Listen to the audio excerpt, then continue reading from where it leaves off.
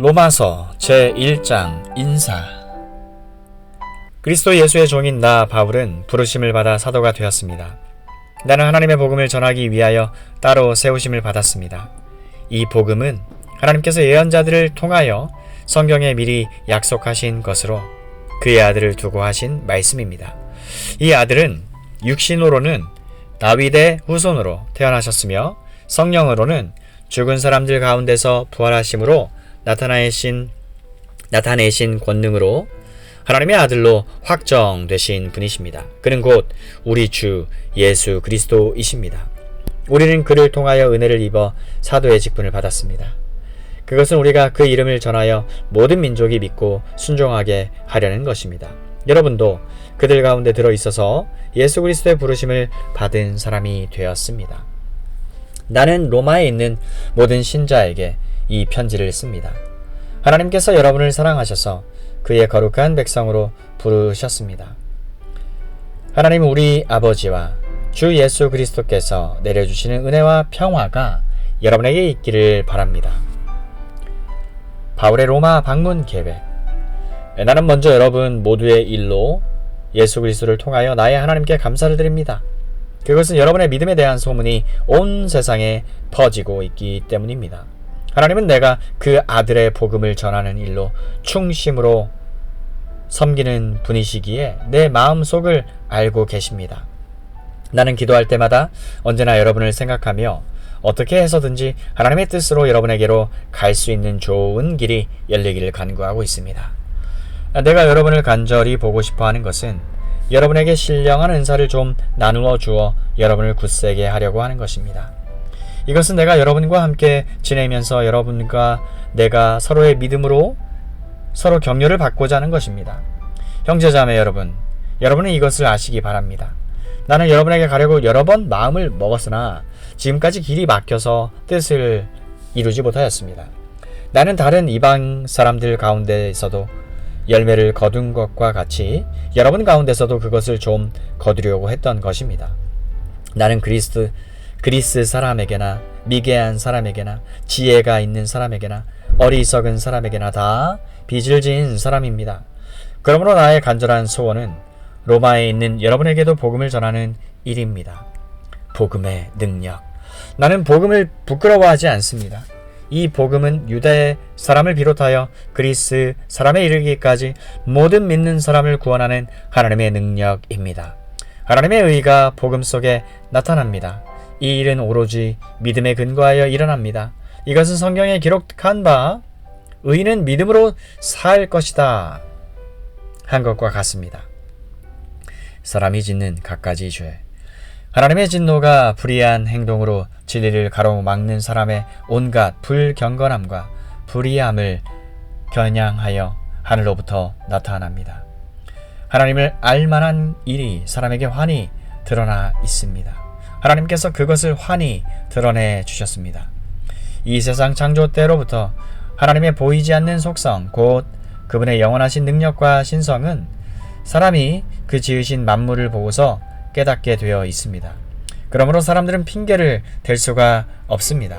사람들은 하나님을 알면서도 하나님으로 영화롭게 해드리거나 감사를 드리기는커녕 오히려 생각이 허망해져서 그들의 지각 없는 마음이 어두워졌습니다. 사람들은 스스로 지혜가 있다고 주장하지만 실상은 어리석은 사람이 되었습니다. 그들은 썩지 않는 하나님의 영광을 썩어 없어질 사람이나 새나 네 발 달린 짐승이나 기어다니는 동물의 형상으로 바꾸어 놓았습니다. 그러므로 하나님께서는 사람들이 마음의 욕정대로 하도록 더러움에 그대로 내버려 두시니 서로의 몸을 욕되게 하였습니다. 사람들은 하나님의 진리를 거짓으로 바꾸고 창조주 대신에 피조물을 숭배하고 섬겼습니다. 하나님은 영원히 찬송을 받으실 분이십니다. 아멘.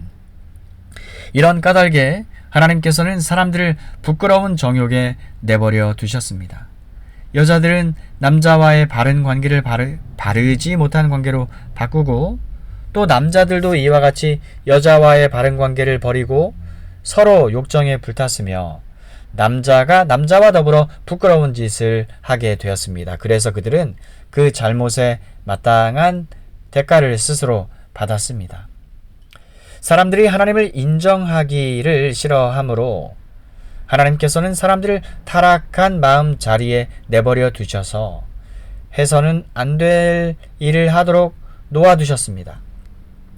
사람들은 온갖 불의와 악행과 탐욕과 악의로 가득 차 있으며 시기와 살의와 분쟁과 사기와 적의로 가득 차 있으며 수군거리는 자요, 중상하는 자요, 하나님을 미워하는 자요, 불손한 자요, 오만한 자요, 자랑하는 자요, 악을 꾸미는 모략꾼이요, 부모를 거역하는 자요, 우매한 자요, 신의가 없는 자요, 무정한 자요, 무자비한 자입니다.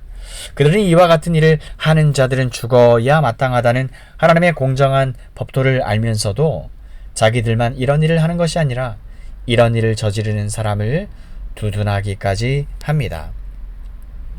2장 하나님의 공정한 심판. 그러므로 남을 심판하는 사람이여 그대가 누구이든지 죄가 없다고 변명할 수 없습니다. 그대는 남을 심판하는 일로 결국 자기를 정죄하는 셈입니다. 남을 심판하는 그대도 똑같은 일을 하고 있기 때문입니다.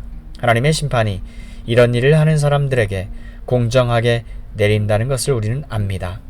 이런 일을 하는 사람들을 심판하면서 스스로 그런 일을 하는 사람이여 그대는 하나님의 심판을 피할 수 있을 줄로 생각합니까? 아니면 하나님께서 인자하심을 베푸셔서 그들을 인도하여 회개하게 하신다는 것을 알지 못하고 오히려 하나님의 풍성하신 인자하심과 너그러우심과 오래 참으심을 업신여기는 것입니까? 그대는 완고하여 회개할 마음이 없으니 하나님의 공정한 심판이 나타날 진노의 날에 자기가 받을 진노를 스스로 쌓아 올리고 있는 것입니다. 하나님께서는 각 사람에게 그가 한 대로 갚아주실 것입니다. 참으면서 선한 일을 하여 영광과 존귀와 불멸의 것을 구하는 사람에게는 영원한 생명을 주시고 이기심에 사로잡혀서 진리를 거스르고 불의를 따르는 사람에게는 진노와 분노를 쏟으실 것입니다. 악한 일을 하는 모든 사람에게는 먼저 유대 사람을 비롯하여 그리스 사람에게 이르기까지 환난과 고통을 주실 것이요 선한 일을 하는 모든 사람에게는 먼저 유대 사람을 비롯하여 그리스 사람에 이르기까지 영광과 존귀와 평강을 내리실 것입니다. 하나님께서는 사람을 차별함이 없이 대하시기 때문입니다. 율법을 모르고 범죄한 사람은 율법과 상관없이 망할 것이요 율법을 알고 범죄한 사람은 율법을 따라 심판을 받을 것입니다. 그것은 하나님 앞에서는 율법을 듣는 사람이 의로운 사람이 아니라 오직 율법을 행하는 사람이라야 의롭다고 인정받기 때문입니다. 율법을 가지지 않은 이방 사람이 사람의 본성을 따라 율법이 명하는 바를 행하면 그들은 율법을 가지고 있지 않아도 자기 자신이 자기에게 율법입니다. 그런 사람은 율법이 요구하는 일이 자기의 마음에 적혀 있음을 드러내 보입니다. 그들의 양심도 이 사실을 증언합니다. 그들의 생각들이 서로 고발하기도 하고 변호하기도 합니다. 이런 일은 내가 전하는 복음대로 하나님께서 그리스도를 내세우셔서 사람들이 감추고 있는 비밀들을 심판하실 그날에 드러날 것입니다. 유대 사람과 율법. 그런데 그대가 유대 사람이라고 자처한다고 합시다. 그래서 그대는 율법을 의지하며 하나님을 자랑하며 율법의 가르침을 받아서 하나님의 뜻을 알고 가장 선한 일을 분간할 줄 알며 눈먼 사람의 길잡이요 어둠 속에 있는 사람의 빛이라 생각하며 지식과 진리가 율법의 구체화된 모습으로 들어있다고 하면서 스스로 어리석은 사람의 스승이요 어린아이의 교사로 확신한다고 합시다. 그렇다면 그대는 남은 가르치면서도 왜 자기 자신은 가르치지 않습니까? 다른 사람에게는 도둑질하지 말라고 설교하면서 여러분 자신은 왜 도둑질을 합니까? 간음하지 말라고 말하면서 여러분은 왜 간음을 행합니까? 우상은 미워하면서 여러분은 왜 신전에 있는 물건을 훔칩니까? 율법이 있다고 자랑하면서도 그 율법을 지키지 않음으로써 하나님을 욕되게 하는 까닭은 또 무엇입니까? 너희 때문에 하나님의 이름이 이방인들 사이에서 욕을 먹고 있다고 성경에 기록된 말씀과 어쩌면 그렇게도 똑같습니까? 여러분이 율법을 지키면 여러분이 받은 할례는 가치 있는 것이 되지만 율법을 지키지 않으면 여러분은 할례를 받지 않은 사람처럼 되고 맙니다. 반대로 할례를 받지 않은 이방인이 율법이 명하는 내용들을 지키면 하나님께서는 그 사람을 할례를 받은 사람으로 여기지 않겠습니까? 할례는 받지 않았어도 율법을 지키는 사람이 할례는 받았으나 율법을 어기는 여러분을 오히려 율법의 파괴자라고 판단할 것입니다. 그러므로 겉모습만 유대인인 사람은 진정한 의미에서 유대인이 아닙니다. 그리고 몸에만 행해진 할례는 진정한 의미에서 할례가 아닙니다. 마음으로 유대인인 사람이 진정한 의미에서 유대인입니다. 그리고 율법이 아니라 성령을 따라 마음에 받는 할례가 진정한 의미의 할례입니다. 그런 사람은 사람이 아니라 하나님께로부터 칭찬을 받습니다. 3장 하나님의 신실하심. 그렇다면 유대인이 이방인보다 더 나은 것이 무엇입니까? 또 할례의 가치는 무엇이겠습니까? 모든 면에서 많이 있습니다. 첫째로 중요한 것은 유대인들이 하나님의 말씀을 맡았다는 사실입니다. 그런데 만일 유대인 중에 하나님을 믿지 않는 사람이 있다면 어떻겠습니까? 이 사람들이 믿지 않는다고 해서 하나님의 신실하심이 무효가 되겠습니까? 절대로 그렇지 않습니다. 설령 모든 사람이 거짓말쟁이라 하더라도 하나님은 참되십니다. 성경에도 이렇게 기록되어 있습니다. 주께서는 주님의 말씀으로 의로우심을 나타내시고 심판하실 때 주님께서 이기실 것입니다. 내가 사람들이 사용하는 논리의 방식대로 말해보겠습니다. 우리가 의롭지 못한 것 때문에 하나님의 의로우심이 더욱 밝히 드러날 경우 뭐라고 말하겠습니까? 우리에게 진노를 내리시는 하나님을 의롭지 못하다고 하겠습니까? 결코 그럴 수 없습니다. 하나님께서 의롭지 못하시다면 어떻게 하나님께서 세상을 심판하시겠습니까? 사람들 중에 내가 거짓말을 하여 그 때문에 하나님의 참되심이 드러난다면 오히려 하나님께 영광이 되는데 왜 내가 죄인 취급을 받아야 하는가? 라고 우기는 사람도 있을 것입니다. 이것은 마치 선한 결과를 얻기 위해 악을 행한 자라고 말하는 것과 같습니다. 사람들은 우리가 그렇게 가르친다고 우리에 대해 비난을 하고 다닙니다. 그러나 그런 사람들은 정죄를 받아 마땅합니다. 의인은 하나도 없다. 그렇다면 과연 우리 유대인들에게 이방인들보다 더 나은 것이 있습니까? 전혀 없습니다. 이미 말했듯이 유대인이나 이방인들이나 모두가 죄 아래 있습니다. 성경에 이렇게 기록되어 있습니다. 의인은 한 사람도 없다. 깨닫는 사람도 없고 하나님을 찾는 사람도 없다. 모두가 곁길로 나가 하나같이 쓸모없게 되었다. 선한 일을 행하는 사람은 단 한 사람도 없다. 그들의 목구멍은 열린 무덤이고 혀로는 사람을 속인다. 그들의 입술에는 독사의 독이 있다. 그들의 입은 저주와 독설로 가득하다. 그들은 사람을 죽이려고 바쁘게 움직이며 그들이 가는 곳마다 멸망과 비참함이 있다.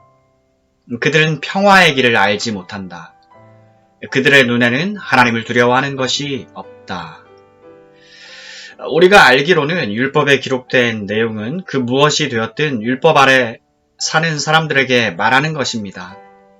그래서 누구든지 변명할 말이 없게 되고 온 세상은 하나님의 심판 아래 있게 됩니다. 그러므로 율법을 지키는 것으로 하나님 앞에서 의롭다고 인정받을 사람은 아무도 없습니다. 왜냐하면 율법은 우리가 죄인이라는 사실을 알게 해 주기 때문입니다. 믿음으로 의롭게 된다. 그러나 이제는 율법 없이도 하나님께로부터 오는 의가 나타났습니다. 이것은 율법과 예언자들도 증언한 것입니다. 하나님께로부터 오는 의는 예수 그리스도를 믿는 믿음을 통해 옵니다. 이 의는 믿는 사람이라면 누구에게나 주어지는 것이며 사람을 차별하지 않습니다. 모든 사람이 죄를 지어 하나님의 영광에 이를 수 없게 되었습니다. 그런 사람이 그리스도 예수께서 주시는 속죄를 통해 하나님의 은혜로 의롭다는 판단을 받습니다. 그것은 하나님께서 거저 주시는 선물입니다. 하나님께서 예수님을 화목 제물로 내어주셨으며 누구든지 예수님의 피를 믿음으로 죄를 용서받게 됩니다. 하나님은 이전에 살았던 사람들이 지은 죄에 대해 오래 참으심으로 심판하지 않으셨습니다. 이렇게 하여 하나님께서는 그분의 의로우심을 보이셨습니다. 하나님께서 이 시기에 그분의 의로우심을 보이신 것은 하나님 자신이 의로우시다는 것과 예수님을 믿는 사람을 의롭게 하신다는 것을 보이기 위해서였습니다. 그러면 사람이 자랑할 것이 어디 있겠습니까? 자랑할 것이라고는 하나도 없습니다. 어떠한 법으로 사람이 의롭게 됩니까? 율법을 지키는 데서 오는 것입니까? 이런 것과는 상관이 없습니다. 의롭게 되는 것은 오직 믿음의 원리에 의해서만 이루어집니다. 사람은 율법을 지키는 것과는 상관없이 믿음으로 의롭게 된다고 우리는 생각합니다. 하나님은 유대인들만의 하나님이십니까? 이방인들의 하나님은 되지 않습니까? 하나님은 이방인들의 하나님도 되십니다. 하나님은 오직 한 분이시므로 그분은 할례를 받은 사람이나 할례를 받지 않은 사람이나 동일하게 믿음으로 의롭게 해 주십니다. 그렇다면 우리가 이 믿음을 가지고 율법을 무효로 만들고 있습니까? 그렇지 않습니다. 오히려 믿음을 통하여 율법을 더 굳게 세웁니다. 아브라함의 믿음과 의. 그러면 이 문제에 대해 우리의 조상 아브라함이 발견한 것은 무엇이라고 말할 수 있겠습니까? 아브라함이 행위를 통해 의롭다함을 얻었다면 그에게는 자랑할 것이 있었을 것입니다. 그러나 하나님 앞에서는 자랑할 것이 없습니다. 성경이 뭐라고 말합니까? 아브라함이 하나님을 믿으니 그 믿음을 그의 의로 여기셨다라고 하지 않습니까? 일을 해서 품삯을 받는 사람은 그가 받는 품삯을 당연히 받을 것을 받는 것으로 생각하지 선물을 받는 것으로 생각하지 않습니다. 그러나 일을 하지 않는데도 품삯을 받는 사람이 있다면 그가 경건하지 않은 사람을 의롭다고 여기시는 하나님을 믿기 때문에 하나님께서 그의 믿음을 보시고 의롭다고 여기시는 것입니다. 다윗은 행한 것과는 관계없이 하나님께서 의롭다고 인정하시는 사람이 받은 복에 대해 다음과 같이 말했습니다. 자기 죄를 용서받고 자기 허물이 가려진 사람은 복이 있다. 주님께서 죄 없다고 인정해 주는 사람은 복이 있다. 그렇다면 이 복이 할례를 받은 사람들에게만 내리는 것입니까? 아니면 할례를 받지 않은 사람들에게도 내리는 것입니까? 우리는 앞에서 아브라함의 믿음이 의로 여김을 받았다고 말했습니다. 어떤 상황에서 이런 일이 발생했습니까? 아브라함이 할례를 받은 뒤였습니까? 아니면 할례를 받기 전이었습니까? 아브라함이 의롭다함을 받은 것은 할례를 받은 후가 아니라 할례를 받기 전이었습니다. 아브라함은 할례를 받기 전에 믿음으로 의롭다함을 받았으며 그 표로서 할례를 받은 것입니다. 그러므로 아브라함은 할례를 받지 않고도 하나님을 믿는 모든 사람들이 의롭다 여김을 받을 수 있도록 모든 믿는 사람의 조상이 되었습니다. 또 아브라함은 할례 받은 자의 조상이기도 합니다. 이 말은 그가 할례 받은 사람들 뿐만 아니라 우리 조상 아브라함이 할례를 받기 전에 가졌던 믿음의 발자취를 따라가는 사람들의 조상도 된다는 의미입니다. 하나님의 약속은 믿음을 통해 성취된다. 하나님께서 아브라함과 그의 후손에게 그들이 세상을 물려받을 상속자가 되리라고 하신 약속은 율법을 통해 온 것이 아니라 믿음으로 인한 의를 통해 주신 약속입니다. 만일 율법을 지키는 사람이 상속자가 된다면 믿음은 쓸모가 없어지고 약속도 무용지물이 되고 말 것입니다. 율법은 하나님의 진노를 야기하지만 율법이 없다면 율법을 범하는 일도 없을 것입니다. 그러므로 하나님의 약속은 믿음을 통해 주어집니다. 이렇게 하신 것은 하나님께서 아브라함의 모든 자손에게 약속을 은혜로 주시기 위해서입니다. 모세의 율법 아래 사는 사람뿐만 아니라 우리 모두의 조상 아브라함처럼 믿음으로 사는 사람들 전부가 아브라함의 자손이 됩니다. 성경에 내가 너를 많은 민족의 조상으로 삼았다고 기록되어 있는 것처럼 아브라함은 그가 믿은 하나님 곧 죽은 사람도 살리시며 없는 것도 있게 하시는 하나님을 믿었습니다. 아브라함은 소망이 전혀 없었지만 하나님께서 내 자손이 이와 같이 많아질 것이다 라고 말씀하신 대로 자기가 많은 민족의 조상이 될 것을 믿고 소망하였습니다. 아브라함은 100살이나 되어 거의 죽은 사람이나 다름없게 되었고 사라도 나이가 많아 아기를 낳을 수 없다는 것을 알았지만 하나님을 믿는 믿음이 약해지지 않았습니다. 그는 하나님의 약속에 대해 불신하거나 의심하지 않고 오히려 그 약속을 굳게 믿어 하나님께 영광을 돌렸습니다. 아브라함은 하나님께서 친히 약속하신 것을 이루실 능력이 있다는 것을 확신했습니다. 이것이 바로 하나님께서 그 믿음을 그의 의로 여기셨다라고 말씀하신 이유입니다. 그의 의로 여기셨다는 말은 아브라함만을 위해 기록된 것이 아닙니다. 그 말은 우리 주 예수님을 죽은 자 가운데서 다시 살리신 분을 곧 하나님을 믿음으로 의롭다함을 얻게 될 우리를 위해서도 기록되었습니다. 예수님은 우리의 죄 때문에 죽임을 당하셨고 우리를 의롭게 하시려고 다시 살아나셨습니다.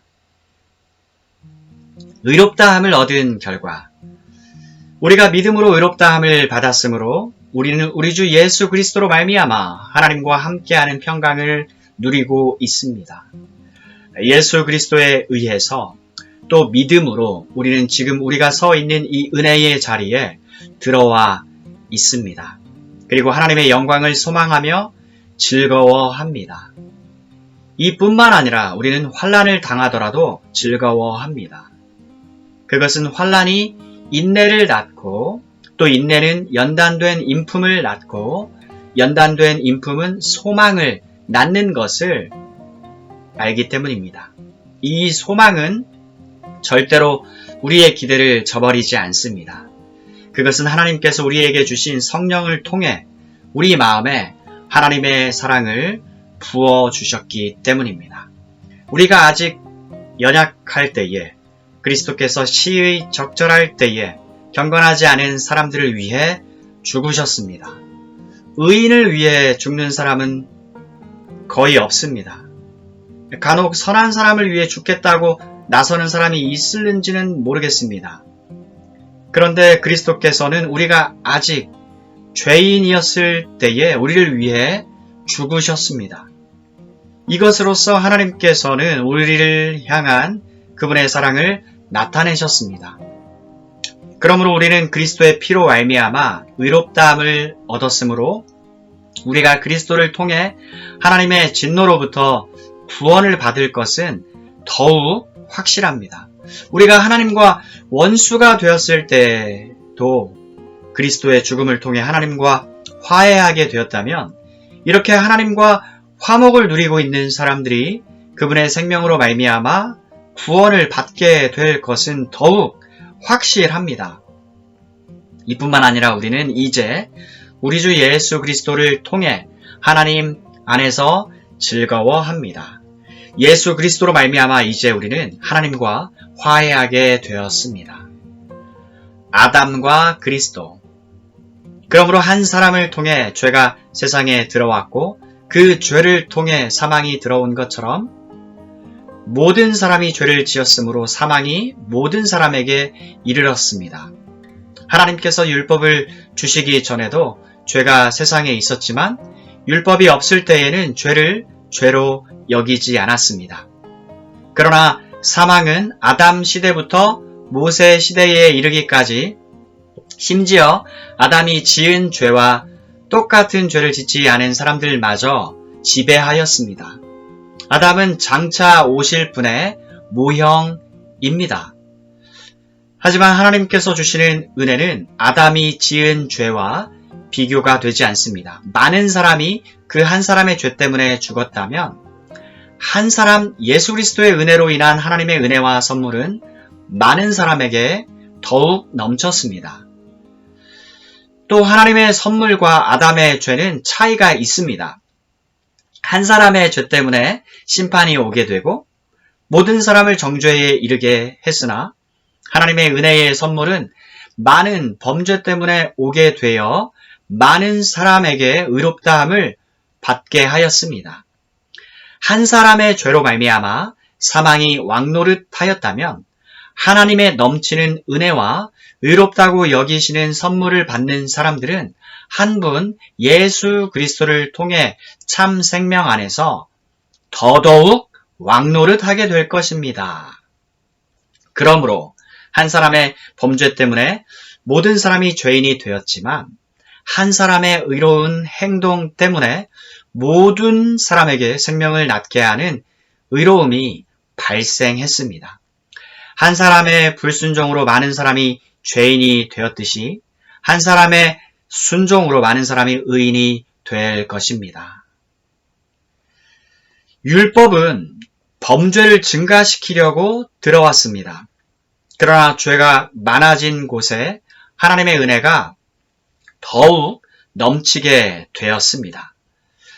죄가 사망 안에서 왕노릇하였듯이 은혜는 의를 통해 우리 주 예수 그리스도로 말미암아 영생을 얻게 하기 위해 왕노릇할 것입니다. 6장. 그리스도인은 그리스도와 함께 죽고 함께 산다. 죽었고 함께 살았다. 그러면 우리가 무엇이라고 말을 해야 하겠습니까? 은혜를 더하게 하려고 여전히 죄 가운데 머물러 있어야 하겠습니까? 그럴 수 없습니다. 우리는 죄에는 죽은 사람인데 어떻게 죄 가운데서 그대로 살 수 있겠습니까? 세례를 받아 그리스도 예수와 하나가 된 우리는 모두 세례를 받을 때에 그와 함께 죽었다는 것을 여러분은 알지 못합니까? 그러므로 우리는 세례를 통하여 그의 죽으심과 연합함으로써 그와 함께 묻혔던 것입니다. 그것은 그리스도께서 아버지의 영광으로 말미암아 죽은 사람들 가운데서 살아나신 것과 같이 우리도 또한 새 생명 안에서 살아가기 위함입니다. 우리가 그의 죽으심과 같은 죽음을 죽어서 그와 연합하는 사람이 되었으면 우리는 부활에 있어서도 또한 그와 연합하는 사람이 될 것입니다. 우리 옛사람이 그리스도와 함께 십자가에 달려 죽은 것은 죄의 몸을 멸하여서 우리가 다시는 죄의 노예가 되지 않게 하려는 것임을 우리는 압니다. 죽은 사람은 이미 죄의 세력에서 해방되었습니다. 우리가 그리스도와 함께 죽었으면 그와 함께 우리 또한 살아날 것임을 믿습니다. 우리가 알기로 그리스도께서는 죽은 사람들 가운데서 살아나셔서 다시는 죽지 않으시며 다시는 죽음이 그를 지배하지 못합니다. 그리스도께서 죽으신 죽음은 죄에 대하여 단번에 죽으신 것이요 그분이 사시는 삶은 하나님을 위하여 사시는 것입니다. 이와 같이 여러분도 죄에 대해서는 죽은 사람이요 하나님을 위해서는 그리스도 예수 안에서 살고 있는 사람이라는 것을 알아야 합니다. 그러므로 여러분은 죄가 여러분의 죽을 몸을 지배하지 못하게 해서 여러분이 몸의 정욕에 굴복하는 일이 없도록 하십시오. 그러므로 여러분은 여러분의 지체를 죄에 내맡겨서 불의의 연장이 되게 하지 마십시오. 오히려 여러분은 죽은 사람들 가운데서 살아난 사람답게 여러분을 하나님께 바치고 여러분의 지체를 의의 연장으로 하나님께 바치십시오. 여러분은 율법 아래 있지 않고 은혜 아래 있으므로 죄가 여러분을 다스릴 수 없을 것입니다. 그리스도인은 의의 종이다. 그러면 어떻게 해야 하겠습니까? 우리가 율법 아래 있지 않고 은혜 아래 있다고 해서 마음 놓고 죄를 짓자는 말입니까? 그럴 수 없습니다. 여러분이 아무에게나 자기를 종으로 내맡겨서 복종하게 되면 여러분은 여러분이 복종하는 그 사람의 종이 되는 것임을 알지 못합니까? 여러분은 죄의 종이 되어 죽음에 이르거나 아니면 순종의 종이 되어 의에 이르거나 하는 것입니다. 그러나 하나님께 감사하는 것은 여러분이 전에는 죄의 종이었으나 이제 여러분은 전에 받은 교훈의 본에 마음으로부터 순종함으로써 죄에서 해방을 받아 의의 종이 된 것입니다. 여러분의 이해력이 미약함으로 내가 사람의 방식으로 말하겠습니다. 여러분이 전에는 자기 지체를 더러움과 불법의 종으로 내맡겨서 불법에 빠져 있었지만 이제는 여러분의 지체를 의의 종으로 바쳐서 거룩함에 이르도록 하십시오. 여러분이 죄의 종일 때에는 의에 얽매이지 않았습니다. 여러분이 그때에 무슨 열매를 거두었습니까? 이제 와서 여러분이 그러한 생활을 부끄러워하지만은 그러한 생활의 마지막은 죽음입니다. 이제 여러분은 죄에서 해방을 받고 하나님의 종이 되어서 거룩함에 이르는 삶의 열매를 맺고 있습니다. 그 마지막은 영원한 생명입니다. 죄의 삭은 죽음이요 하나님의 선물은 우리 주 예수 그리스도 안에서 누리는 영원한 생명입니다. 7장 혼인관계로 비유한 율법. 형제자매 여러분, 나는 율법을 아는 사람들에게 말을 합니다. 율법은 사람이 살아있는 동안에만 그 사람을 지배한다는 것을 알지 못합니까? 결혼한 여자는 그 남편이 살아있는 동안에는 법으로 남편에게 매여 있으나 남편이 죽으면 남편의 법에서 풀려납니다. 그러므로 남편이 살아있는 동안에 그 여자가 다른 남자에게로 가면 그 여자는 가늠한 여자라는 말을 듣게 됩니다. 하지만 남편이 죽으면 그 법에서 해방되는 것이므로 다른 남자에게로 갈지라도 가늠한 여자가 되지 않습니다. 혼인. 나의 형제 자매 여러분, 그러므로 여러분도 그리스도의 몸으로 말미암아 율법에 대해서는 죽임을 당했습니다. 그래서 여러분은 다른 분, 곧 죽은 사람들 가운데서 살아나신 그분에게 속하게 되었습니다. 그것은 우리가 하나님을 위하여 열매를 맺게 하기 위함입니다. 이전에 우리가 육신을 따라 살 때에는 율법으로 말미암아 일어나는 죄의 욕정이 우리 몸의 지체 안에서 작용해서 죽음에 이르는 열매를 맺었습니다. 하지만 지금은 우리를 올가맸던 것에 대해서 죽어서 율법에서 풀려났습니다. 그래서 우리는 문자에 얽매인 낡은 정신으로 하나님을 섬기지 않고 성령이 주시는 새 정신으로 하나님을 섬깁니다.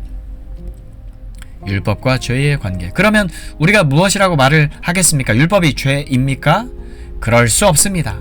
그러나 율법에 비추어 보지 않았다면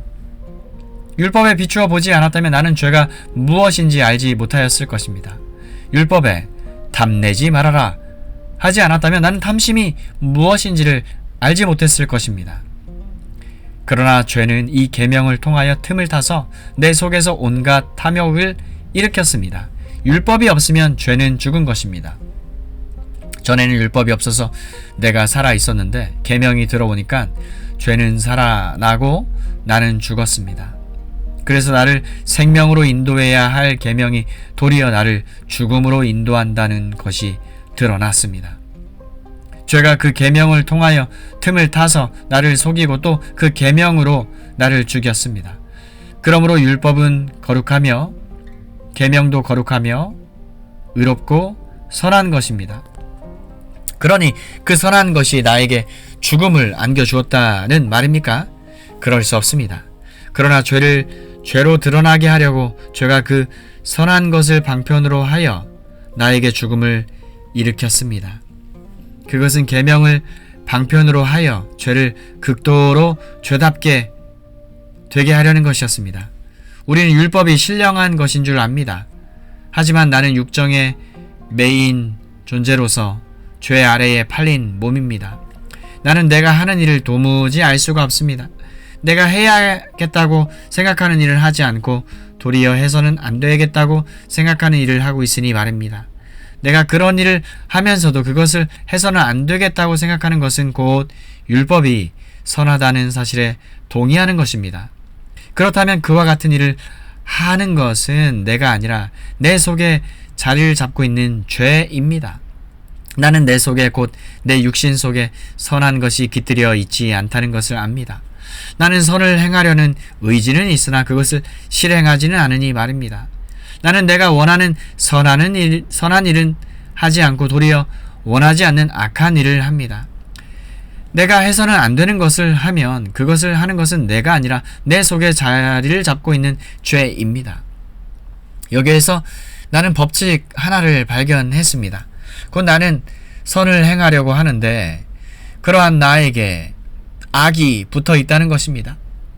나는 속사람으로는 하나님의 법을 즐거워하나 내 지체에는 다른 법이 있어 내 마음의 법과 맞서서 싸우며 내 지체에 있는 죄의 법에 나를 포로로 만드는 것을 봅니다.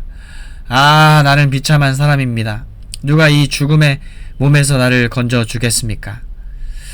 우리 주 예수 그리스도를 통하여 나를 건져 주신 하나님께 감사를 드립니다. 그러니 나 자신은 마음으로는 하나님의 법을 섬기고 육신으로는 죄의 법을 섬기고 있습니다.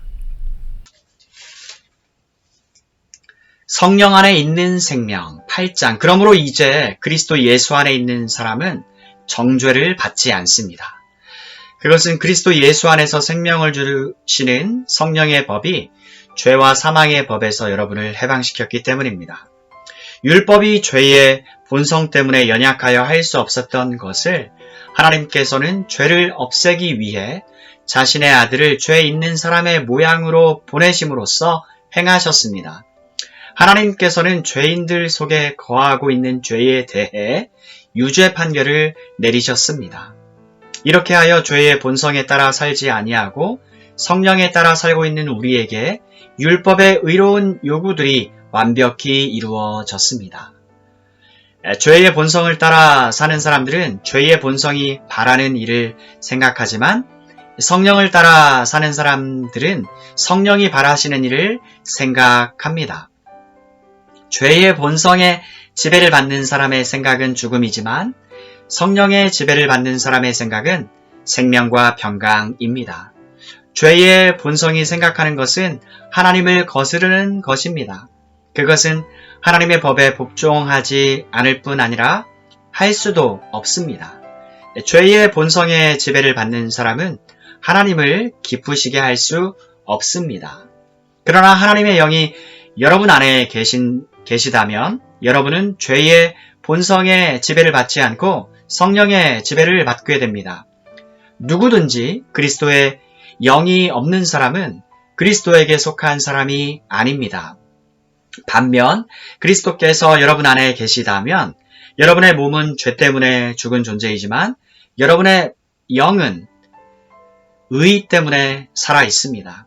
예수님을 죽은 사람들 가운데서 다시 살리신 분, 곧 하나님의 영이 여러분 안에 살아 계시면 여러분 안에 계신 그분의 영으로서 여러분의 죽을 몸도 살리실 것입니다.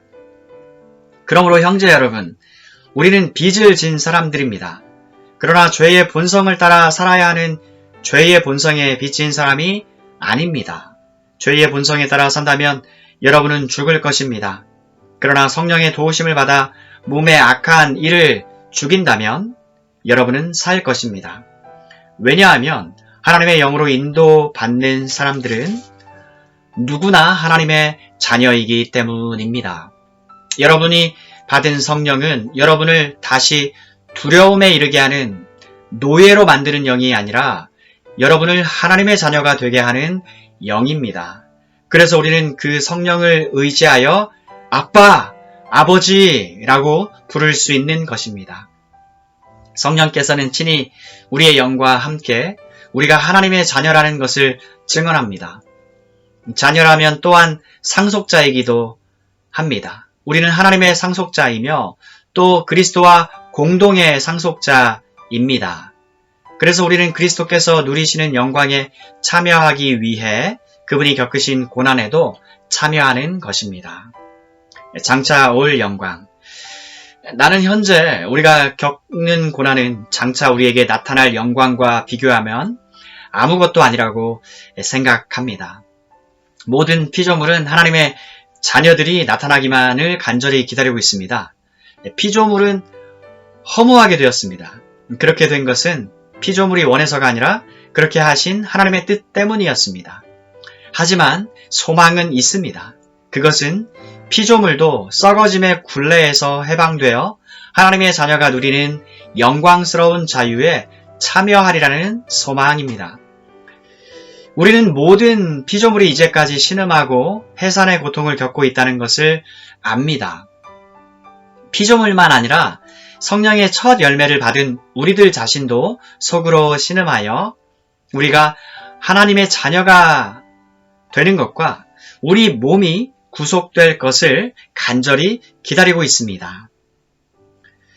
우리는 이러한 소망으로 구원을 받았습니다. 눈에 보이는 소망은 소망이 아닙니다. 보이는 것을 소망하는 사람이 어디 있겠습니까? 따라서 우리가 아직 보지 못한 것을 소망한다면 우리는 그것을 인내함으로 기다려야 합니다. 이처럼 성령께서는 우리의 약함을 도와주십니다. 우리는 무엇을 기도해야 하는지도 모르지만 성령께서는 말로 다 표현할 수 없는 간절함으로 우리를 위해 중보 기도를 하십니다. 사람의 마음을 꿰뚫어 보시는 하나님께서는 성령 하나님의 생각이 무엇인지를 아십니다. 그것은 성령께서 하나님의 뜻을 따라 성도들을 위해 중보 기도를 하시기 때문입니다. 우리는 하나님께서 모든 일을 하나님을 사랑하는 사람, 즉 하나님의 목적을 위해 부름을 입은 사람들의 선을 위하여 하신다는 것을 알고 있습니다. 하나님께서는 전부터 아셨던 사람들을 그분의 아들과 동일한 형상을 갖도록 미리 정하시고 하나님의 아들을 많은 형제들 중에서 맏아들이 되게 하셨습니다. 하나님께서는 미리 정하신 사람들을 부르셨고 부르신 사람들을 의롭다고 하셨고 의롭다고 하신 사람들을 영화롭게 하셨습니다. 하나님의 사랑, 이 점에 대해 우리가 무엇이라고 말할 수 있겠습니까? 하나님께서 우리 편이시라면 누가 우리를 대적하겠습니까? 자기 아들까지도 아끼지 않고 우리 모두를 위해 내어주신 분께서 그 아들과 함께 우리에게 모든 것을 은혜로 주지 않으시겠습니까? 하나님께서 택하신 사람들을 누가 고소할 수 있겠습니까? 의롭게 하시는 분은 하나님이신데 누가 감히 죄가 있다고 판단하겠습니까? 죽으신 분은 그리스도 예수이십니다. 그분은 죽으셨을 뿐만 아니라 다시 살아나 하나님의 오른편에 앉아 계시면서 우리를 위해 중보 기도를 하고 계십니다. 누가 우리를 그리스도의 사랑에서 끊을 수 있겠습니까? 환난입니까? 아니면 어려움입니까? 핍박입니까? 그렇지 않으면 굶주림입니까? 헐벗음입니까? 위험입니까? 아니면 칼입니까? 성경에 기록된 것처럼 우리는 하루 종일 주님을 위해 죽음에 직면하고 있습니다. 우리는 도살당할 양과 같은 대접을 받았습니다. 그러나 우리는 우리를 사랑하신 하나님을 힘입어 이 모든 것을 이기고도 남습니다. 나는 확신합니다. 죽음이나 생명이나 천사들이나 하늘의 권세자들이나 현재일이나 장래일이나 어떤 힘이나 가장 높은 것이나 깊은 것이나 그 밖에 어떤 피조물이라도 우리를 우리 주 그리스도 예수 안에 있는 하나님의 사랑에서 끊을 수 없습니다. 아멘.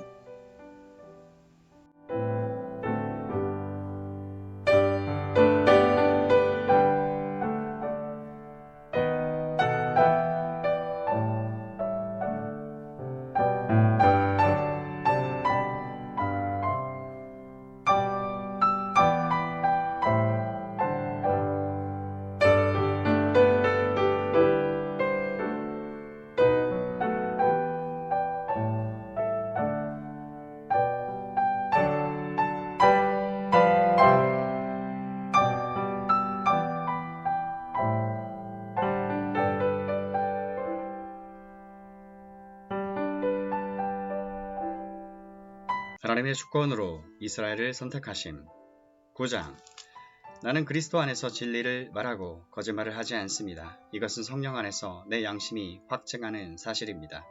내게는 큰 슬픔이 있고 내 마음속에는 고통이 쉴 새 없이 밀려옵니다. 나는 내 동포, 내 동족들을 위해서라면 나 자신이 저주를 받아 그리스도로부터 끊어져도 좋다는 각오가 되어 있습니다. 그들은 이스라엘 백성으로서 하나님의 아들이라는 신분을 얻었습니다. 그들에게는 하나님의 영광이 있고 하나님과 맺은 언약이 있고 율법과 성전 예배와 약속들이 있습니다. 족장들이 그들의 조상들이며 그들의 혈통에서 그리스도께서 나셨습니다. 그리스도는 만물 위에 계시는 하나님이시며 영원토록 찬양을 받으실 하나님이십니다. 아멘. 하나님께서 그들에게 하신 약속이 실패로 돌아갔다는 것이 아닙니다. 이스라엘에게서 태어난 사람이라고 해서 다 이스라엘 백성인 것은 아닙니다. 아브라함의 자손이라고 해서 다 아브라함의 자손인 것은 아닙니다. 하나님께서는 이삭에게서 난 자라야 너의 자손이라 부르리라 고 말씀하셨습니다. 다시 말해서 자연적인 출생에 의해 태어난 아브라함의 자손이 하나님의 자녀가 되는 것이 아니라 약속의 자녀라야만 아브라함의 자손으로 여김을 받게 된다는 말입니다. 하나님께서 아브라함에게 하신 약속은 이러합니다. 정한 때가 되어 내가 다시 오리니 사라가 아들을 낳을 것이다. 그뿐만이 아닙니다. 리브가가 우리 조상 이삭 한 사람에게서 아이를 임신했을 때에도 그랬습니다. 두 아들이 태어나기도 전에 그리고 그들이 무슨 선이나 악을 행하기도 전에 하나님께서는 선택하시는 목적을 굳게 세우기 위해 리브가에게 다음과 같이 말씀하셨습니다. 형이 동생을 섬길 것이다. 이렇게 말씀하신 것은 하나님의 선택이 사람의 행위가 아니라 불러주시는 분의 뜻에 달려있다는 것을 보여주기 위해서입니다. 이것은 내가 야곱을 사랑하고 에서는 미워했다 라고 기록된 대로입니다. 그렇다면 우리가 무엇이라고 말할 수 있겠습니까? 하나님이 공정하지 못하시다고 말할 수 있겠습니까? 그럴 수 없습니다. 하나님께서 모세에게 내가 자비를 베풀고자 하는 사람에게 자비를 베풀고 불쌍히 여기고자 하는 사람을 불쌍히 여기겠다 라고 말씀하셨습니다. 그러므로 모든 것이 사람의 요구나 노력에 달려있는 것이 아니라 하나님의 자비에 달려있는 것입니다. 이런 이유로 하나님께서는 파라오에게 내가 너를 왕으로 세운 것은 너를 통해 내 능력을 나타내고 내 이름을 온 땅에 두루 전하기 위함이다 라고 말씀하셨던 것입니다. 그러므로 하나님께서는 그분의 뜻대로 어떤 사람에게는 자비를 베푸시고 또 어떤 사람은 완고하게도 만드십니다. 하나님의 분노와 자비. 그러면 여러분 중에서는 나에게 이렇게 말할 사람이 있을지 모르겠습니다. 그런데 왜 하나님께서는 우리가 잘못했다고 우리를 책망하시는가? 하나님의 뜻을 거스를 사람이 누가 있단 말인가? 그러나 사람이 무엇이기에 감히 하나님께 말대꾸한단 말입니까? 토기 그릇이 자기를 만든 사람에게 나를 왜 이렇게 만들었소? 라고 말할 수 있습니까? 토기 그릇을 만드는 사람이 똑같은 진흙으로 귀하게 사용할 그릇과 천하게 사용할 그릇을 만들 권한이 없단 말입니까? 하나님께서 진노를 나타내시고 그분의 능력을 사람들에게 알리시기 원하셨으면서도 멸망받기로 되어 있는 진노의 그릇들을 인내로써 참아주셨다면 어쩌겠습니까? 또 하나님께서 그렇게 하신 것이 영광에 들어가도록 미리 준비하신 자비의 그릇들에게 그분의 풍성한 영광을 알게 하기 위해서였다면 어쩌겠습니까? 하나님께서 부르신 자비의 그릇이 바로 우리들입니다. 유대인 중에서만 부르신 것이 아니라 이방인들 중에서도 부르셨습니다. 호세아의 글에도 이런 말씀이 있습니다. 내 백성이 아니라고 말했던 사람을 내 백성이라 부르겠고 내가 사랑하지 않았던 사람을 사랑하겠다. 그리고 이런 말씀도 있습니다. 너희는 내 백성이 아니라고 그들에게 말한 그곳에서 그들은 살아계신 하나님의 아들이라고 불리게 될 것이다. 또 이사야는 이스라엘에 관해 이렇게 외쳤습니다. 이스라엘 자손들의 수가 바닷가의 모래처럼 많을지라도 남은 자만 구원을 얻을 것이다. 주님께서 약속하신 말씀을 이 땅에서 신속하고 철저하게 이루실 것이다. 또 일찍이 이사야가 이렇게 예언한 것과 같습니다. 만군의 주님께서 우리에게 후손을 남겨두지 않으셨다면 우리는 소돔처럼 되고 고모라처럼 되었을 것이다. 이스라엘과 복음. 이러한 사실에 대해 우리가 뭐라고 말하겠습니까? 의를 추구하지 않았던 이방인들이 믿음에서 나오는 의를 얻었습니다. 그러나 이스라엘은 의의 율법을 추구했지만 그것을 얻지 못했습니다. 왜 얻지 못했을까요?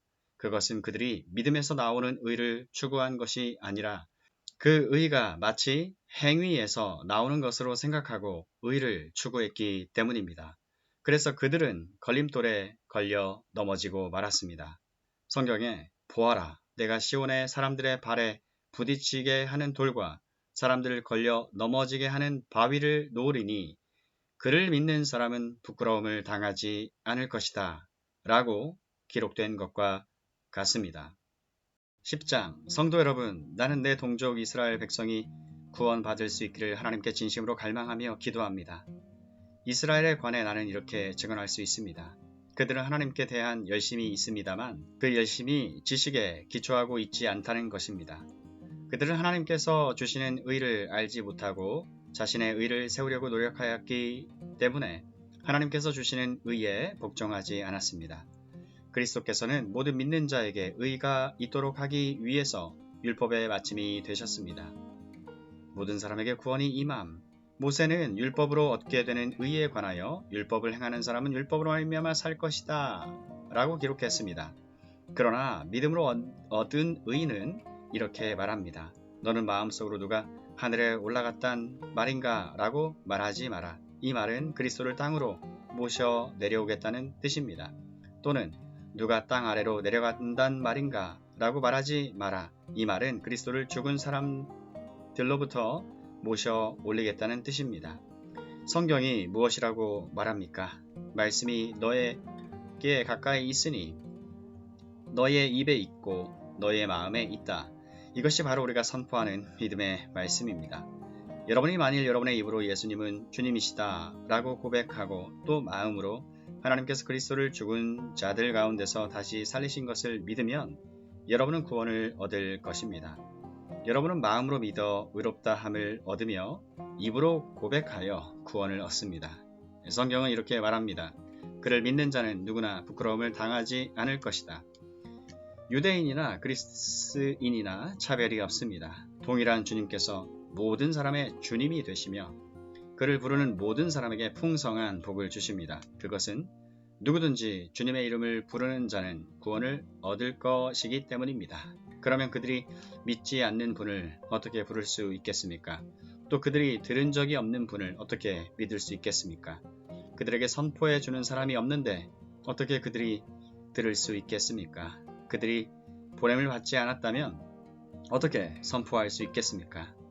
좋은 소식을 전하는 사람들의 발이 얼마나 아름다운가 라고 기록된 말씀처럼 말입니다. 그러나 이스라엘 백성이 다 복음을 받아들인 것은 아닙니다. 이사야가 이렇게 말하였습니다. 주님, 우리가 전한 것을 누가 믿었습니까? 따라서 믿음은 말씀을 듣는 것에서 얻게 되고 말씀 듣는 것은 그리스도의 말씀을 통해서 얻게 됩니다. 그러면 내가 묻겠습니다. 이스라엘 백성들이 복음을 들어본 적이 없단 말입니까? 아닙니다. 그들은 분명히 들었습니다. 그들의 소리가 온 땅에 퍼졌고 그들의 말이 땅끝까지 이르렀다 라고 성경에 기록되었습니다. 내가 다시 묻겠습니다. 이스라엘 백성이 알아듣지 못했습니까? 그렇지 않습니다. 먼저 모세가 한 말을 들어봅시다. 내가 내 백성이 아닌 사람으로 너희를 시기하게 만들겠고 깨달음이 둔한 백성으로 너희를 화나게 하겠다. 또 이사야는 담대하게 이렇게 말했습니다. 나를 찾지 않던 사람들에게 내가 만나주고 나를 구하지 않던 사람들에게 내가 나타났다. 그러나 이스라엘에 관해 하나님께서는 복종하지 않고 거역하는 백성을 향해 나는 하루 종일 내 손을 내밀었다고 말씀하셨습니다. 이스라엘의 남은 자 11장. 그러므로 내가 묻겠습니다. 하나님께서 자기 백성을 버리셨습니까? 절대로 그렇지 않습니다. 나 자신도 이스라엘 사람이요 아브라함의 후손이며 베냐민 지파 출신입니다. 하나님께서는 전에 택하신 자기 백성을 버리지 않으셨습니다. 여러분도 성경이 엘리야에 관해 한 말을 잘 알고 계실 것입니다. 엘리야는 이스라엘을 고소하며 하나님께 이렇게 호소하지 않았습니까? 주님, 그들이 주님의 예언자들을 죽이고 주님의 제단들을 헐어버렸습니다. 이제 저 혼자만 남아있는데 그들은 저마저 죽이려 하고 있습니다. 그런데 하나님께서 엘리야에게 무엇이라고 대답하셨습니까? 하나님께서는 내가 바알에게 무릎을 꿇지 않은 사람 7,000명을 나를 위해 남겨두었다고 말씀하셨습니다. 지금도 마찬가지입니다. 지금도 하나님의 은혜로 택함을 받은 남은 자들이 있습니다. 은혜로 하신 것이라면 그것은 행위에 의한 것이 아닙니다. 행위에 의한 것이라면 은혜는 더 이상 은혜가 되지 못할 것입니다. 그러면 무엇입니까? 이스라엘이 간절히 바라던 것을 이스라엘은 얻지 못하고 택함을 받은 자들이 얻었습니다. 반면 나머지 사람들은 마음이 완악해졌습니다. 성경에도 이렇게 기록되어 있습니다. 하나님께서 그들에게 혼미한 영을 주셔서 오늘날까지 눈이 있어도 보지 못하고 귀가 있어도 듣지 못한다. 다윗은 이렇게 말했습니다. 그들의 잔치상이 그들에게 덫과 올무가 되게 하시고 그들이 걸려 넘어져 멸망받게 하소서. 그들의 눈은 흐려 보지 못하게 하시고 그들의 등은 영원토록 굽어 있게 하소서. 이방인들의 구원. 그러므로 내가 다시 묻습니다. 이스라엘이 걸려 넘어져 완전히 망하고 말았습니까? 결코 그렇지 않습니다. 오히려 그들의 죄 때문에 구원이 이방인들에게 이르게 되었고 이스라엘은 이방인들을 보고 시기하게 되었습니다. 이스라엘의 범죄가 세상에 풍성한 복을 가져다 주었고 이스라엘의 실패가 이방인들에게 풍성한 복을 가져다 주었다면 이스라엘 전체가 하나님 앞에 돌아올 때 그 풍성함은 얼마나 더하겠습니까? 이제 이방인 여러분들에게 말하겠습니다. 나는 이방인의 사도로서 내가 맡은 직분에 대해 영광스럽게 생각하고 있습니다. 다만 바라는 것은 내 동족에게 시기심을 일으켜 그들 중에 몇 명만이라도 더 구원하고 싶은 것입니다. 내 동족 이스라엘이 하나님께 버림을 받게 되어 세상에 하나님과 화목하게 되었다면 이스라엘이 하나님께 받아들여지는 것은 죽은 자들 가운데서 다시 살아나는 것이 아니면 무엇이겠습니까? 처음 떼내어 드린 반죽의 일부분이 거룩하면 반죽 전체가 거룩하고 나무 뿌리가 거룩하면 가지도 거룩한 법입니다.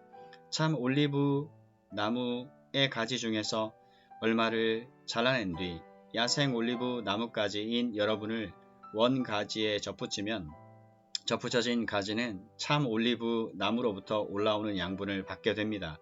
그러니 여러분은 잘려나간 가지를 향해 자랑하지 마십시오. 자랑하더라도 명심할 것이 있습니다. 여러분이 뿌리를 지탱하는 것이 아니라 뿌리가 여러분을 지탱한다는 사실입니다. 여러분은 이렇게 말할 수도 있을 것입니다. 나를 접붙이기 위해 가지들이 잘려나갔다 라고 말입니다. 이것은 100번 지당한 말입니다. 그 가지들은 믿지 않았기 때문에 잘려나갔고 반대로 여러분은 믿었기 때문에 나무에 붙어 있습니다. 그러니 자만하지 말고 오히려 두려워하십시오. 하나님께서 원래 나무에 붙어 있던 가지들도 아끼지 않으셨다면 여러분도 아끼지 않으실 것입니다. 그러므로 하나님의 인자하심과 엄격하심을 깊이 생각하십시오. 넘어진 사람들에게는 하나님의 엄격하심을, 여러분에게는 하나님의 인자하심을 보이셨습니다. 여러분이 계속해서 하나님의 인자하심에 머물러 있으면 하나님께서도 인자하심을 베푸실 것입니다. 만일 하나님의 인자하심에 계속 머물러 있지 않으면 여러분도 잘리게 될 것입니다. 그리고 잘려나간 가지가 다시 믿게 되면 그들도 다시 접붙임을 받게 될 것입니다. 왜냐하면 하나님께는 그들을 다시 접붙이실 능력이 있기 때문입니다. 여러분은 본래 붙어있던 야생 올리브 나무에서 잘려 여러분이 속한 종자와는 다른 좋은 올리브 나무에 접붙여진 가지입니다. 그렇다면 원래 좋은 올리브 가지였던 유대인들이 원래 그들이 붙어있던 좋은 올리브 나무에 접붙여지는 것은 얼마나 쉬운 일이겠습니까? 이스라엘의 회복. 형제 여러분, 나는 여러분이 스스로 똑똑하다고 생각하는 일이 없도록 하기 위해 이 비밀에 대해 알기를 원합니다. 비밀의 내용은 이렇습니다. 이방인의 충만한 수가 하나님께 돌아오기까지 이스라엘 중에 얼마는 완악한 채로 있게 된다는 사실입니다. 그리하여 온 이스라엘이 구원을 얻을 것입니다. 성경에 이렇게 기록되어 있습니다. 구원자가 시온에서 나와 야곱의 자손에게서 경건하지 못한 것을 제거할 것이다. 이것은 내가 그들의 죄를 없앨 때에 그들과 맺을 내 언약이다. 복음의 관점에서 볼 때 이스라엘은 여러분 때문에 하나님의 원수가 되었습니다. 그러나 선택의 관점에서 볼 때 그들은 조상들 때문에 하나님의 사랑을 입은 사람들입니다. 하나님께서는 선물을 주시고 부르신 후에 무르는 법이 없습니다. 전에 하나님께 불순종하던 여러분이 이제 이스라엘이 불순종한 것 때문에 자비를 얻게 되었듯이 현재 이스라엘이 불순종하는 것은 여러분에게 내린 하나님의 자비하심을 그들도 받기 위해서입니다. 하나님께서는 모든 사람들에게 자비를 베푸시기 위해 모든 사람을 불순종하는 데에 가두어 두셨습니다. 하나님께 영광을 돌림.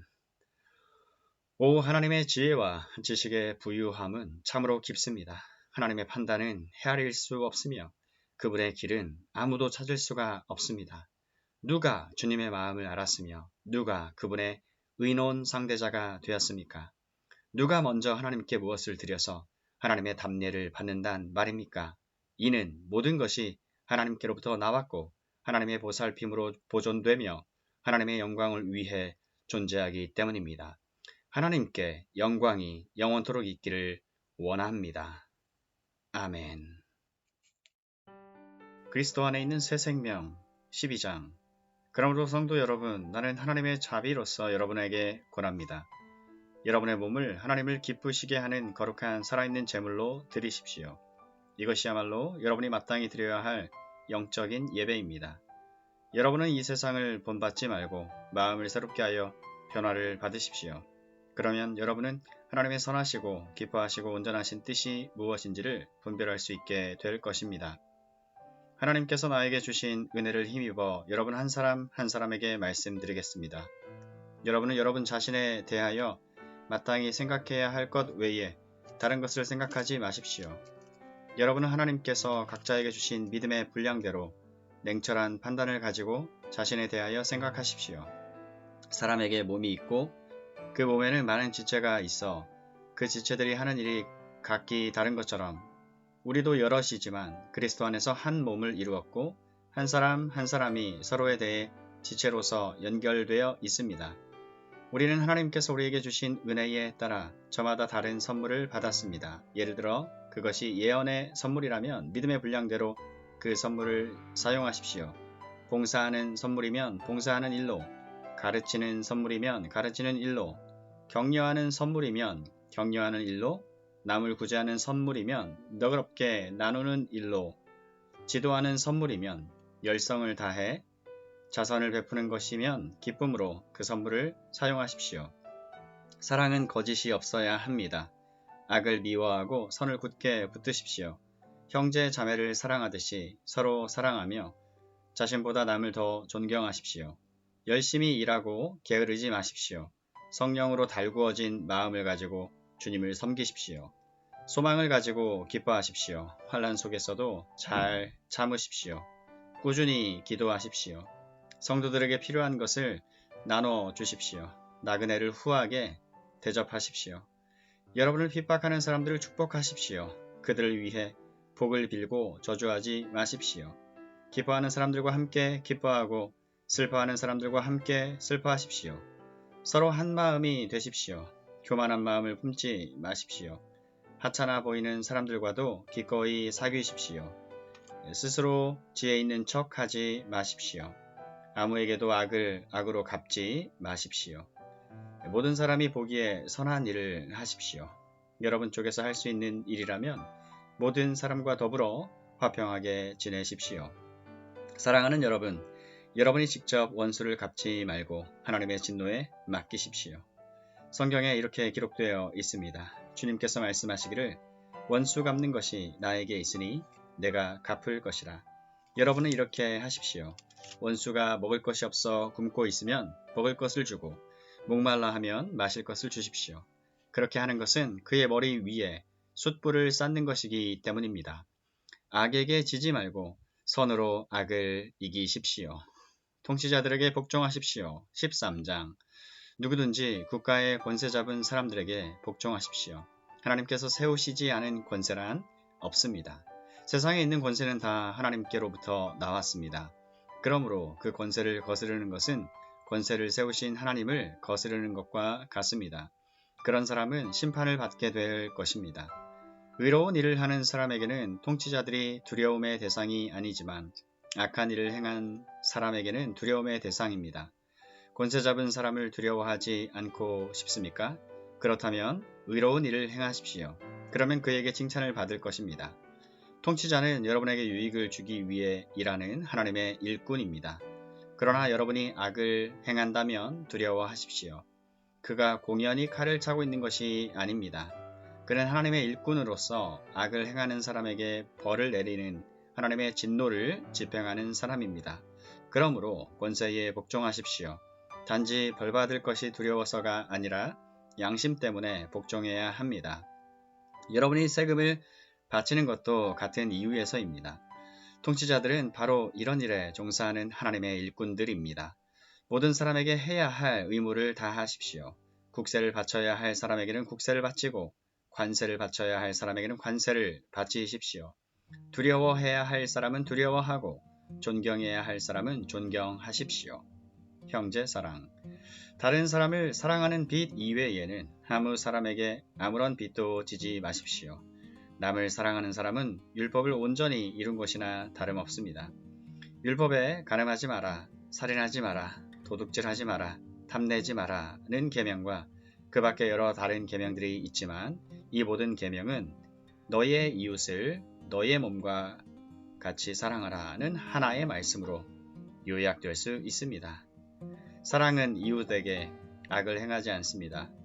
그러므로 사랑은 율법의 완성입니다. 그리스도의 날이 다가옴. 이런 행동을 해야 하는 것은 여러분도 알고 있다시피 벌써 잠에서 깨어날 때가 되었기 때문입니다. 이제 우리의 구원이 처음 믿었을 때보다 더 가까워졌습니다. 밤이 거의 다 지나 낮이 가까웠습니다. 그러므로 어둠의 행실을 벗어버리고 빛의 갑옷을 입읍시다. 낮에 활동하는 사람처럼 단정히 행동합시다. 난잡한 유흥을 즐기지 말고 술 취하지 마십시오. 성적으로 문란하거나 퇴폐적인 생활을 버리십시오. 다투지 말고 질투하지 마십시오. 주 예수 그리스도로 옷 입으십시오. 죄의 본성이 바라는 정욕을 만족시키는 생각을 하지 마십시오. 14장 형제 자매를 비판하지 말라. 여러분은 믿음이 약한 이를 받아들이고 그의 생각을 시비거리로 삼지 마십시오. 어떤 사람은 모든 것을 다 먹을 수 있다고 생각하지만 믿음이 약한 사람은 채소만 먹습니다. 먹는 사람은 먹지 않는 사람을 업신여기지 말고 먹지 않는 사람은 먹는 사람을 비판하지 마십시오. 하나님께서는 그 사람도 받아들이셨습니다. 우리가 누구이기에 남의 종을 비판합니까? 그가 서 있든지 넘어지든지 그것은 그 주인이 상관할 일입니다. 주님께서 그를 서 있게 할 수 있으시니 그는 서 있게 될 것입니다. 또 어떤 사람은 이 날이 저 날보다 더 중요하다고 생각하고 또 어떤 사람은 모든 날이 다 같다고 생각합니다. 각각 자기 마음에 확신을 가져야 합니다. 어떤 날을 더 존중히 여기는 사람도 주님을 위하여 그렇게 하는 것이요. 먹는 사람도 주님을 위하여 먹으며 먹을 때에 하나님께 감사를 드립니다. 그리고 먹지 않는 사람도 주님을 위하여 먹지 않으며 또 하나님께 감사를 드립니다. 우리 가운데는 자기만을 위하여 사는 사람도 없고 또 자기만을 위하여 죽는 사람도 없습니다. 우리는 살아도 주님을 위하여 살고 죽어도 주님을 위하여 죽습니다. 그러므로 우리는 살든지 죽든지 주님의 것입니다. 그리스도께서 죽으셨다가 살아나신 것은 죽은 사람에게도 산 사람에게도 다 주님이 되시려는 것이었습니다. 그런데 어찌하여 그대는 형제나 자매를 비판합니까? 어찌하여 그대는 형제나 자매를 업신여깁니까? 우리는 모두 다 하나님의 심판대 앞에 서게 될 것입니다. 성경에는 이렇게 기록되어 있습니다. 주님께서 말씀을 하신다. 내가 살아있으니 모든 무릎을 내 앞에 꿇을 것이요 모든 입이 나 하나님을 찬양할 것이다. 그러므로 우리는 각각 자기 일을 하나님께 사실대로 아뢰어야 할 것입니다. 형제자매가 걸려 넘어지지 않게 처신하라. 그러므로 이제부터는 서로 남을 심판하지 마십시다. 형제자매 앞에 장애물이나 걸림돌을 놓지 않겠다고 결심하십시오. 내가 주 예수 안에서 알고 또 확신하는 것은 이것입니다. 무엇이든지 그 자체로 부정한 것은 없고 다만 부정하다고 여기는 그 사람에게는 부정한 것입니다. 그대가 음식 문제로 형제 자매의 마음을 상하게 하면 그것은 이미 사랑을 따라 살지 않는 것입니다. 음식 문제로 그 사람을 망하게 하지 마십시오. 그리스도께서 그 사람을 위하여 죽으셨습니다. 그러므로 여러분이 좋다고 여기는 일이 도리어 비방거리가 되지 않도록 하십시오. 하나님의 나라는 먹는 일과 마시는 일이 아니라 성령 안에서 누리는 의와 평화와 기쁨입니다. 그리스도를 이렇게 섬기는 사람은 하나님을 기쁘게 해드리고 사람에게도 인정을 받습니다. 그러므로 우리는 서로 화평을 도모하는 일과 서로 덕을 세우는 일에 힘을 씁시다. 하나님이 이렇게 놓으신 것을 음식 때문에 망치는 일이 없도록 하십시오. 모든 것이 다 깨끗합니다.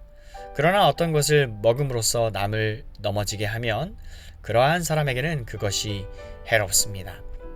고기를 먹는다든지 술을 마신다든지 그 밖에 무엇이든지 형제나 자매를 걸려 넘어지게 하는 일은 하지 않는 것이 좋습니다.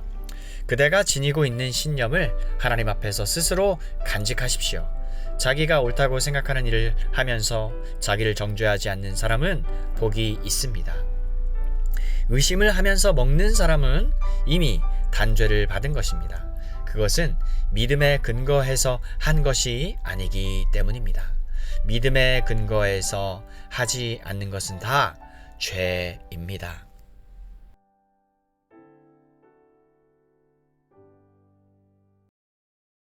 로마서 15장 덕을 세워라.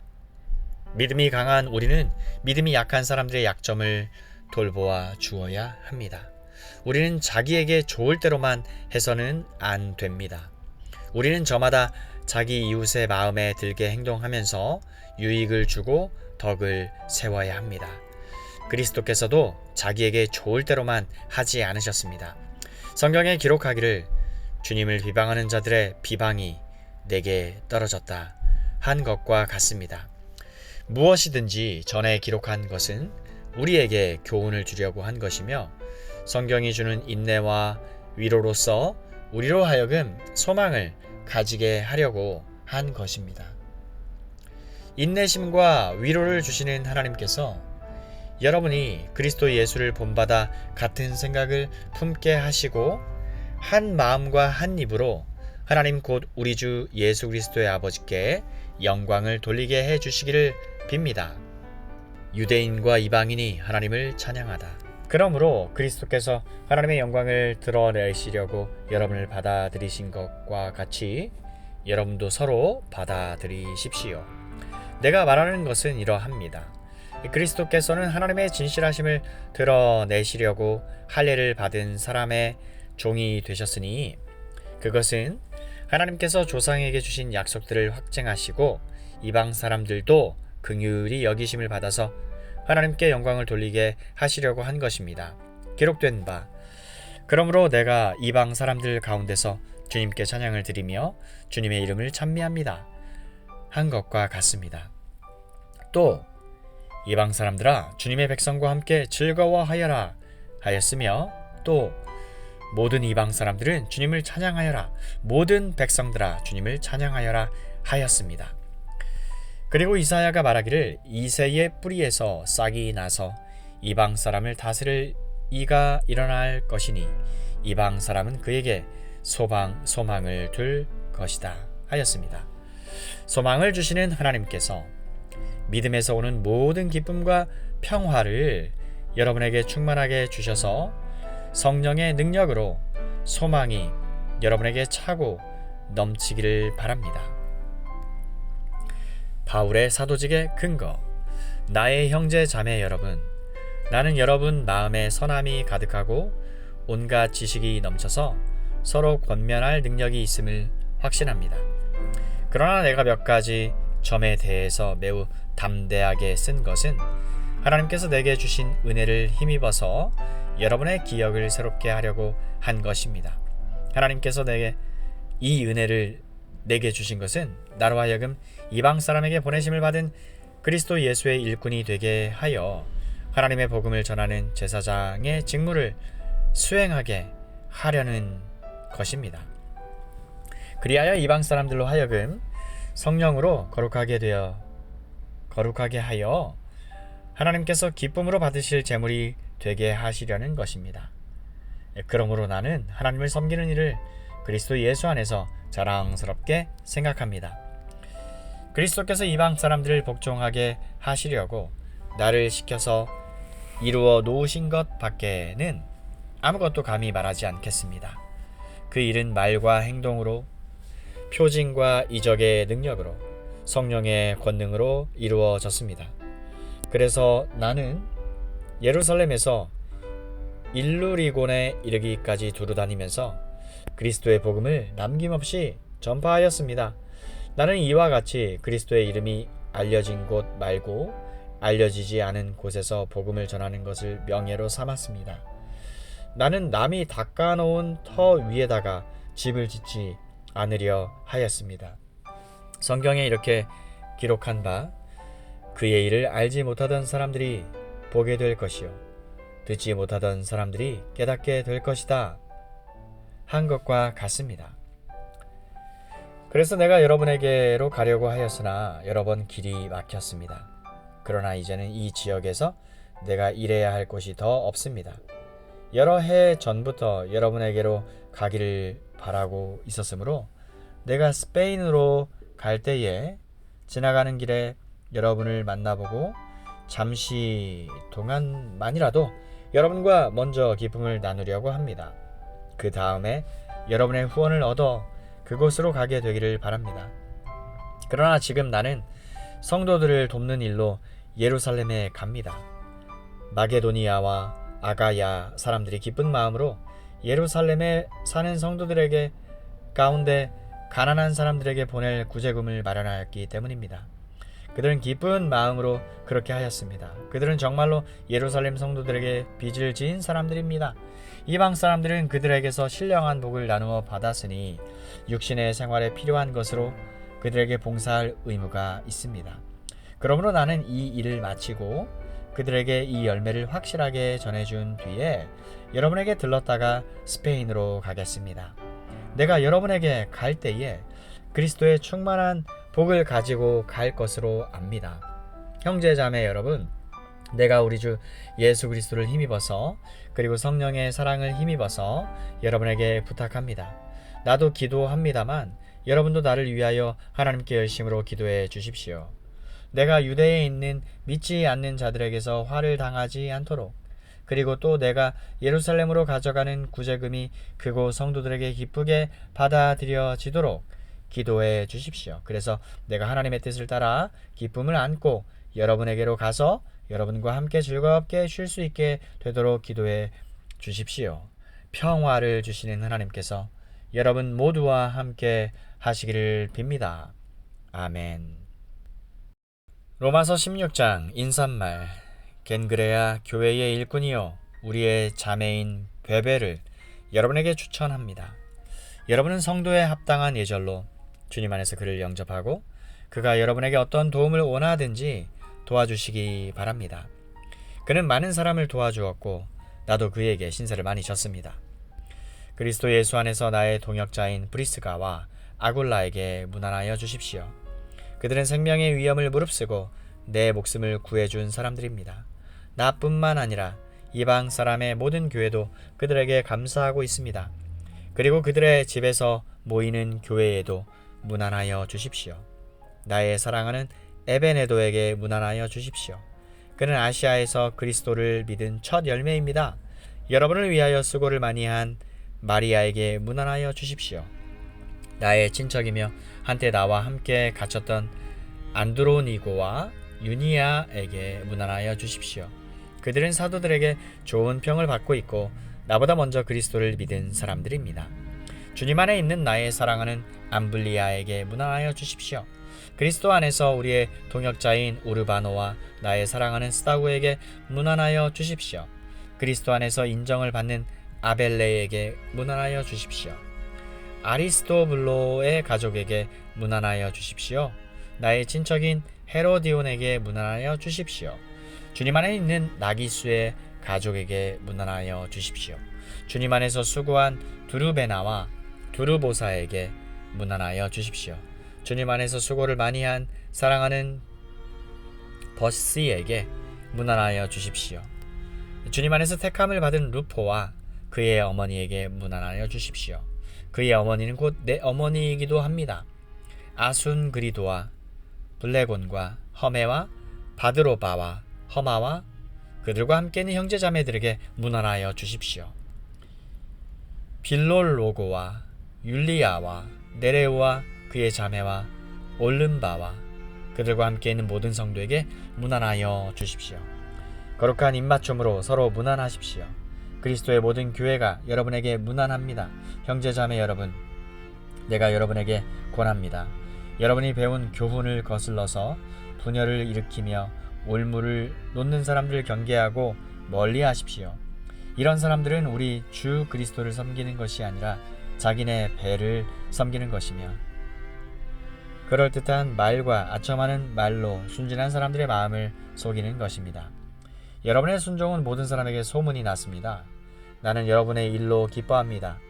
나는 여러분이 선한 일에는 슬기롭고 악한 일에는 순진하기를 바랍니다.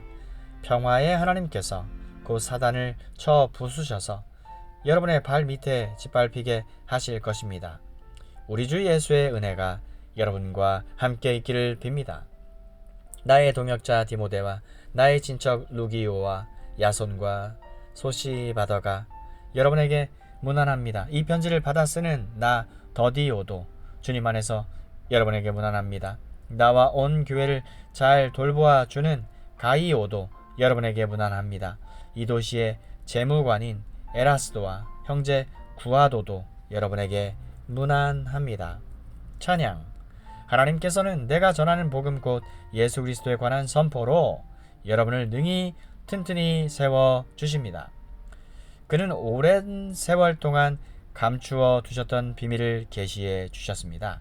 그 비밀이 지금은 예언자들의 글로 환히 공개되고 영원하신 하나님의 명을 받아 모든 이방 사람들에게 알려져서 그들이 믿고 순종하게 되었습니다. 오직 한 분이신 지혜로우신 하나님께 예수 그리스도로 말미암아 영광이 영원 무궁하도록 있기를 빕니다. 아멘.